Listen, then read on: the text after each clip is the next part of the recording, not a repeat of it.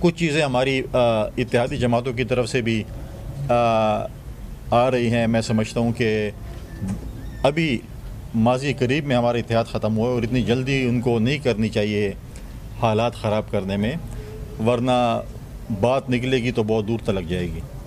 तो लिहाजा फिर बहुत सी चीज़ों पे होगी।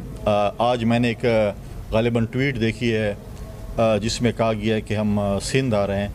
हम हर सियासी जमात को सिंध में वेलकम करते हैं। वो उनका भी सिंध है, हमारा भी है, पूरा पाकिस्तान किसी का है।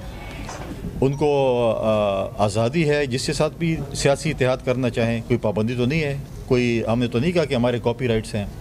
फिर हम भी अपनी पार्टी से यही कहेंगे कि हम भी जो अलायंस बनाएंगे, नए अलायंस बनाएंगे, पंजाब में बनाएंगे, हम केपी में बनाएंगे। फिर किसी जमात को मेरे ख़्याल में एतराज़ नहीं होना चाहिए।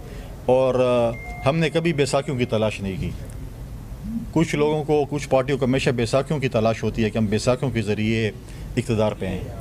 हम इलेक्शन लड़े हैं, हम अपोजिशन में भी बैठे हैं, हमने इलेक्शन जीते भी हैं, हम इलेक्शन हारे भी हैं, हम इलेक्शन हरवाए भी किया है, हम अपोजिशन में भी बैठे हैं, हम हुकूमत में भी बैठे हैं, लेकिन कभी हमने बैसाखियों का सहारा नहीं लिया।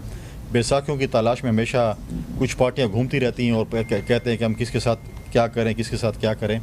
लिहाजा हम कहते हैं कि इस मुल्क में फ्री एंड फेयर इलेक्शन होना चाहिए। आज भी हमारी डिमांड यही है कि इलेक्शन कमीशन इलेक्शन की तारीख़ देने में क्यों कतरा रही है। आपने शेड्यूल तो दे दिया कि डिलिमिटेशन हो जाएगी 2 नवंबर 30 नवंबर तक, लेकिन उसके बाद जो है सुरंग की उस तरफ अंधेरा नज़र आ रहा है, कोई रोशनी की किरण नज़र नहीं आ रही। इलेक्शन की डेट अगर आपको यकीन है कि 30 नवंबर तक ये चीज़ हो जाएगी तो आप हमें बता दें जी, जनवरी, फरवरी, मार्च, अप्रैल, जून, अगस्त, क्या कब इलेक्शन आप कराना चाहते हैं, एक डेट तो दे दें। उसके बाद फिर हम आपसे डिबेट करेंगे कि कानून क्या कहता है, आइन क्या कहता है, ये चीज़ें हम आपके साथ करेंगे।